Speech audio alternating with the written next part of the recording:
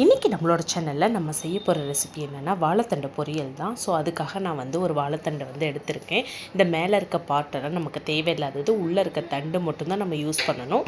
அதனால் அதை மட்டும் நம்ம பிரித்து எடுத்துக்கலாம். இப்போது ஒரு கத்தியை வந்து வச்சு நம்ம சைடில் எல்லாமே வந்து கிழிச்சிக்கலாம். கிழிச்சிட்டு நம்ம வந்து அந்த மேலே இருக்க அந்த இதெல்லாமே எடுத்துடலாம். ஃபஸ்ட்டு பாருங்கள், இது வந்து அந்த வாழை மட்டை அதெல்லாம் வந்து நம்ம எடுத்துகிட்டு உள்ளே இருக்க தண்டை மட்டும் வந்து நம்ம பொரியல் பண்ணிக்கலாம். இந்த வாழைத்தண்டில் வந்து நிறைய ஹெல்த் பெனிஃபிட்ஸ் இருக்குது. ஸோ டயபெட்டிக் இருந்தால் டயபெட்டிக் வந்து கண்ட்ரோல் ஆகும். தென் வெயிட் லாஸ் பண்ணுறவங்களுக்கு இந்த வாழைத்தண்டு ரொம்பவே யூஸ்ஃபுல்லாக இருக்கும். அடுத்தது பார்த்திங்கன்னா, கிட்னியில் ஸ்டோன் இருந்துச்சுன்னா வீக்லி ட்வைஸ் நீங்கள் இதை சாப்பிட்றதுனால கிட்னியில் இருக்க ஸ்டோன் எல்லாமே வந்து ரிமூவ் ஆகும். ஸோ ரொம்பவே ஹெல்த் பெனிஃபிட்ஸ் இருக்குது. ப்ளட் ப்ரெஷர் குறையும்.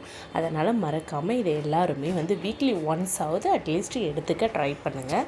அவ்வளோதான். பாருங்கள், மட்டையெல்லாம் எடுத்தாச்சு. இதுதான் வாழைத்தண்டு. இதை தான் வந்து நம்ம செய்ய போகிறோம்.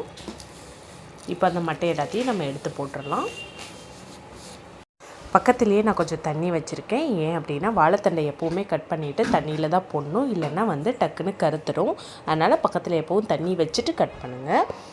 இந்த வாழைத்தண்டில் நிறைய வந்து நார் இருக்கும். ஸோ அதெல்லாம் நம்ம வந்து எடுத்தே ஆகணும்.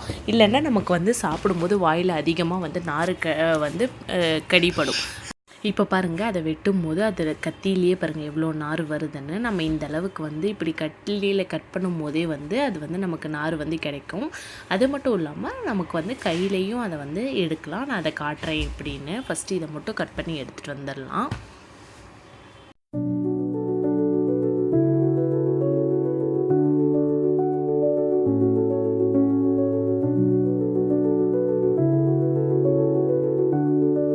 இப்போ பாருங்கள், எல்லாமே கட் பண்ணி எடுத்தாச்சு. நம்ம வந்து இப்படி கையில் வந்து சுற்றியும் நம்ம இப்படி எடுக்கும்போதே நார் வந்து வரும். பட் ஒவ்வொரு வாழைத்தண்டு ஒவ்வொரு மாதிரி. ஏன்னா வந்து சில வாழைத்தண்டில் நிறைய நார் இருக்கும், சில வாழைத்தண்டில் அதிகம் நார் இருக்காது. இந்த வாழைத்தண்டில் அதிகம் இல்லை. அதனால் வந்து நான் அப்படியே தண்ணியில் வந்து யூஸ் பண்ணிக்கிறேன். சப்போஸ் நார் இருந்துச்சு அப்படின்னா ஒரு ஸ்பூனை வச்சு நீங்கள் இப்படி செய்யும்போது மேலே இருக்க நாரும் வந்து தனியாக வந்து வந்துடும். அப்படியும் வந்து நீங்கள் செஞ்சுக்கலாம். இப்போ இதில் நார் இல்லாதனால நான் டைரெக்டாக சும்மா அப்படியே மேலே இருக்கிறத மட்டும் எடுத்துகிட்டு நான் தண்ணியில் வந்து போட்டுக்கலாம். இப்போ வந்து பாருங்கள், எல்லாமே வந்து நம்ம எடுத்தாச்சு. இப்போ வந்து இதை குட்டி குட்டியாக கட் பண்ணி எடுத்துக்க போகிறோம். பட் குட்டி குட்டியாக கட் பண்ணியுமே வந்து நம்ம தண்ணியில் தான் போட்டு வைக்கணும், இல்லைன்னா டக்குன்னு கருத்துடும். அதை மட்டும் பார்த்துக்கோங்க. இப்படி குட்டி குட்டியாக கட் பண்ணும் போதும் உள்ளே இருக்க நாரும் வந்து கொஞ்சம் கத்தியில் வந்து வரும், இல்லைன்னா கையிலையும் வரும். நீங்கள் வந்து அதையும் ரிமூவ் பண்ணிக்கலாம். இப்போ வந்து குட்டி குட்டியாக கட் பண்ணி நம்ம வந்து எடுத்துகிட்டு வந்துடலாம். உங்களுக்கு வேணுங்கிற சைஸ்க்கு நீங்கள் கட் பண்ணிக்கோங்க. நான் குட்டி குட்டியாக தான் கட் பண்ணியிருக்கேன்.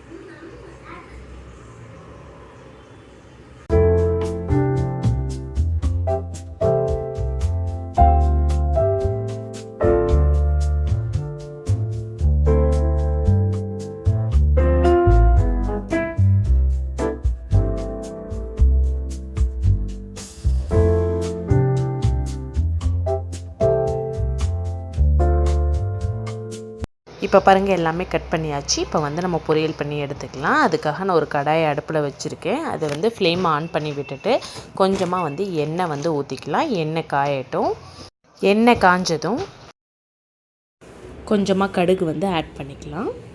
கடுகு வந்து நல்லா பொரியட்டும். கடுகு பொரிஞ்சதும் ஒரு ஸ்பூனு கடலைப்பருப்பும் உளுந்தம்பருப்பும் வந்து ஆட் பண்ணிக்கலாம். கொஞ்சமாக பெருங்காயம். ஏன் பெருங்காயம் யூஸ் பண்ணுறோன்னா, இதில் நம்ம கொஞ்சம் பருப்பு சேர்க்க போகிறோம். அதனால் கொஞ்சமாக பெருங்காயம் வந்து ஆட் பண்ணிக்கலாம். அடுத்தது இங்கே சின்ன வெங்காயம் வந்து குட்டி குட்டியாக கட் பண்ணி வச்சுருக்கேன். அதையும் வந்து நம்ம ஆட் பண்ணி நல்லா வதக்கி விட்டுக்கலாம். சின்ன வெங்காயம் நல்லா வதங்கட்டும். அந்த அளவுக்கு நம்ம வந்து நல்லா வதக்கி விட்டுக்க போகிறோம்.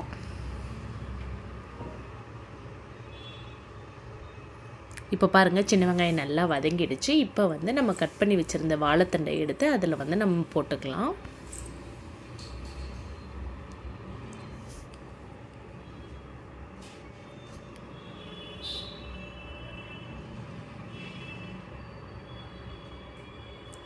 போட்டுட்டு இப்போ இந்த வாழைத்தண்டுக்கு தேவையான அளவுக்கு ஒரு 1/2 ஸ்பூன் வந்து மஞ்சத்தூள் வந்து ஆட் பண்ணிக்கலாம். கொஞ்சமாக வந்து மிளகாய் தூள் வந்து ஆட் பண்ணிக்கலாம். நான் வந்து மிளகாய் தூள் தான் யூஸ் பண்ணியிருக்கேன். உங்களுக்கு வேணாம் அப்படின்னா நீங்கள் வரமிளகாய் கூட கிள்ளி சேர்த்துக்கலாம். ஸோ இப்போ இது எல்லாத்தையும் நல்லா கிளறி விட்டுக்கலாம். இப்போ வந்து இங்கே நான் ஒரு பாசிப்பருப்பை வந்து கொஞ்சமாக வந்து ஒரு 1 hour தண்ணியில் வந்து ஊற வச்சுருக்கேன்.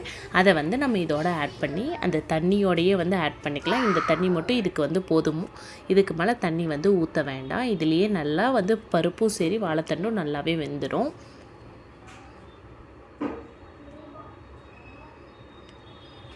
இப்போ ஒரு கிளறி விட்டு ஒரு மூடி போட்டு நல்லா வேக விட்டுக்கலாம். இது நல்லா வேகட்டும். இப்போ பாருங்கள் நல்லா வந்து வெந்துடுச்சு. அவ்வளோதான், நம்மளோட வாழைத்தண்டு பொரியல் வந்து சூப்பராக ரெடி ஆகிடுச்சு. நீங்களும் உங்கள் வீட்டில் ட்ரை பண்ணி பாருங்கள். ஃபைனலாக வந்து கொஞ்சமாக தேங்காய் வந்து துருவி வச்சுருக்கேன், அதையும் ஆட் பண்ணிக்கலாம். ஆட் பண்ணி ஒரு கலர் வந்து கிளறி விட்டுக்கலாம்.